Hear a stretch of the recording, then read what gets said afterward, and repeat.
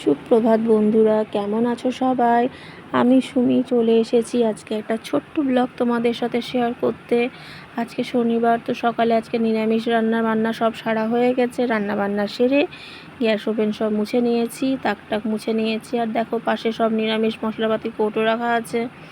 উপরের তাকের কৌটোগুলো সব আঁশ কৌটো, তো সেগুলো দিয়ে অন্যান্য দিনে রান্না হয়। নিরামিষ দিনে আমরা মশলাপাতি সব আলাদা রাখা আছে, নিরামিষ সেই দিয়েই রান্না হয়।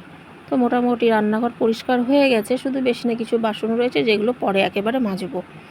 আর টেবিলে সব তরকারিগুলো ঢাকা দিয়ে রেখে দিয়েছি।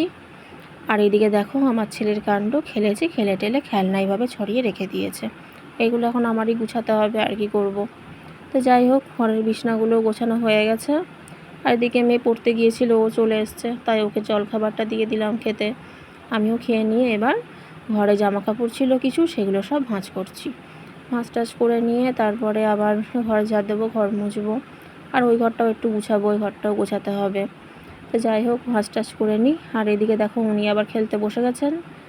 তো ওদিকে ঘরে কাজ সেরে এই ঘরে আমি চলে এসেছি। তো আজকের ভিডিওটা এইটুকুই। তোমাদের ভালো লাগলে অবশ্যই